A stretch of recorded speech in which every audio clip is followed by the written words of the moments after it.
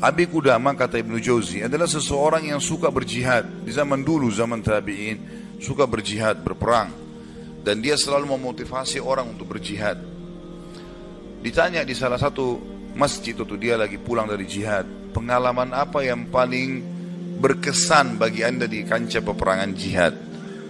Dia bilang, kisah seorang anak muda yang bertemu bidadari. Maka orang tanya, seperti apa ceritanya? Dia bilang, satu waktu saya pulang ke negeri saya, di kotanya.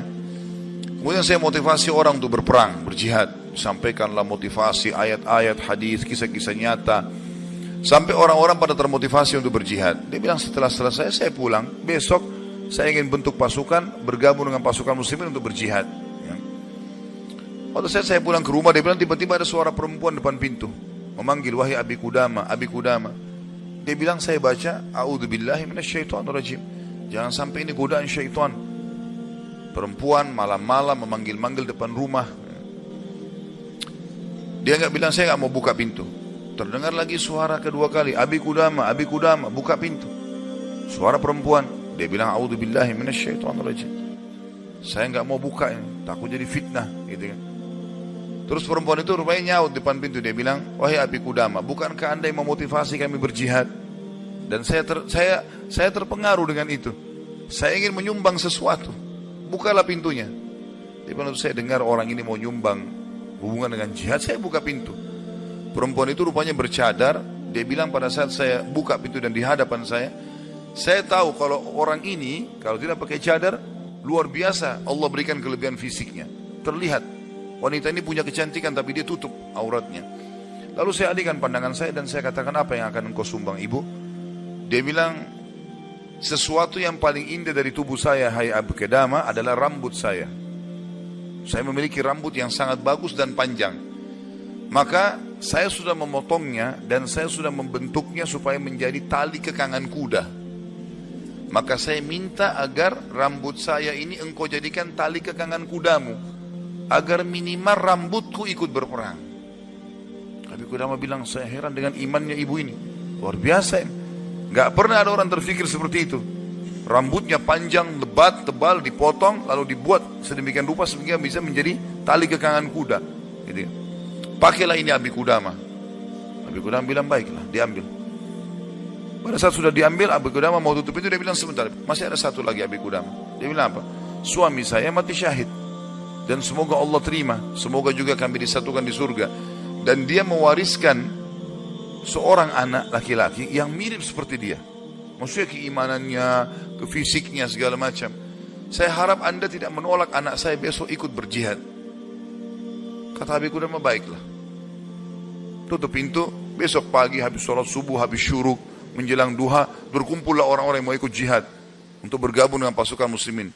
Setelah Abi Qudamah bilang, saya motivasi mereka, datanglah seseorang dari belakang saya berteriak, Abi Qudamah, Abi Qudamah. Suara seorang laki-laki. Dia bilang, saya balik ke belakang. Waktu saya balik, saya seperti melihat matahari. Artinya ada seorang laki-laki putih, tinggi, gagah, rambutnya indah, fisiknya kekar di atas kuda. Dia bilang, saya sendiri kagum melihat orang ini. Luar biasa secara fisik, membuat orang sudah kagum. Dia bilang, terus dia bilang, hai Abi Qudamah, saya anaknya ibu semalam yang memberikan rambut kepada anda. Dan saya siap untuk ikut berperang. Dan wasiat ibu saya agar saya jangan pulang, suruh mati syahid. Kata Abi Qudamah, saya kagum melihat lagi anak ini.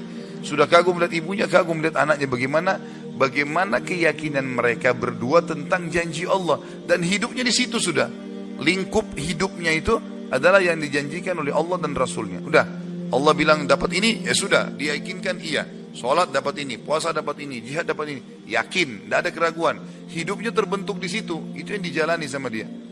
Dia yakin meninggalkan juga dosa, ini adalah pintu yang baik. Kalau dia buat, dia akan jauh dari Allah. Maka dia berada di lingkup itu, kendaraan itulah. Kata Abi Qudamah, baiklah anak muda, kau masih muda, gitu kan. Saya akan letakkan kamu di bagian belakang pasukan. Anak muda itu diam. Dia bilang, Abi Qudamah bilang, ini saya tentu simpulkan ceritanya ya, karena saya tidak hafal secara lafaz letter tentang kisah, tapi saya datangkan poinnya gitu. Kata Abi Qudamah, waktu perang lagi berkecamuk, tiba-tiba anak muda ini, gitu kan. Saya khawatir atas dirimu. Dia bilang, wahai Abi Qudamah, Allah berfirman, hai orang-orang beriman, kalau kalian bertemu dengan orang kafir, jangan kalian mundur. Allah bilang, jangan mundur, Anda suruh saya mundur. Gitu. Gitu. Kata Abi Qudamah, saya nggak bisa bantai ini karena dia pakai ayat. Gitu. Maka saya pun berada di sebelahnya sampai akhirnya karena perang lagi berkecamuk terpisahkan, otomatis terpisahkan. Waktu pasukan lagi istirahat, saya coba cari anak muda ini. Saya nggak cari, pikirannya sudah nggak ada yang lain. Targetnya anak muda ini gitu. Itu betul-betul menarik perhatian dia. Dia bilang begitu saya lihat orang lagi istirahat semuanya karena capek berperang.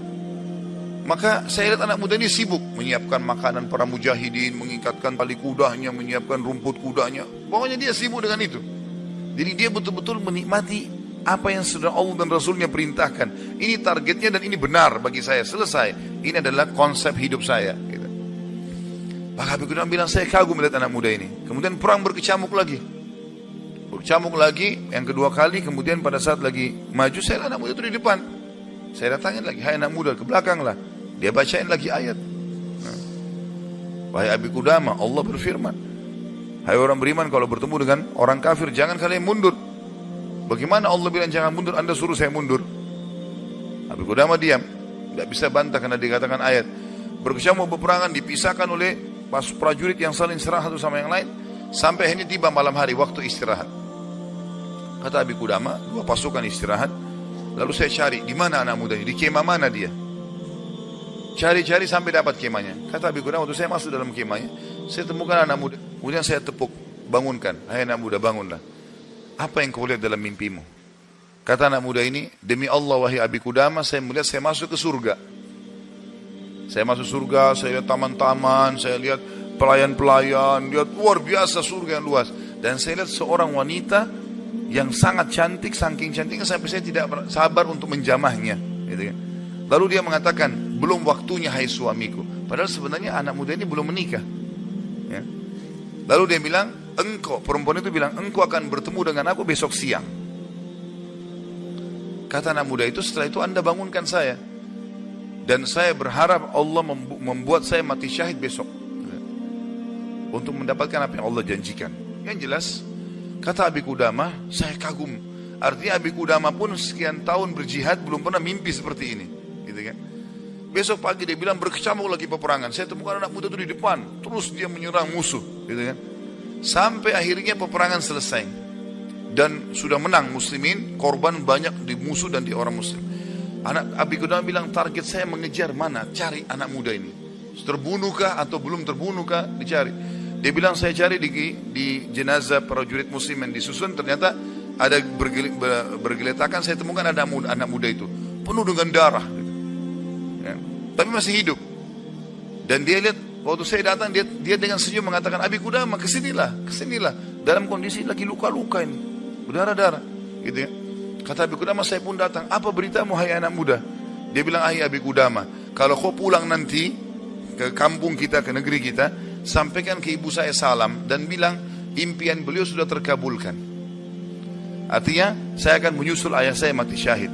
Lalu pesannya ini luar biasa. Dia bilang apa? Wahai Abi Qudamah, apa kau ingat kisah tadi malam bidadari dalam mimpi saya? Kata Abi Qudamah, iya. Sekarang ada di sebelah saya, sedang senyum dan menunggu ruh saya keluar. Lalu dia akan membawa saya ke surga.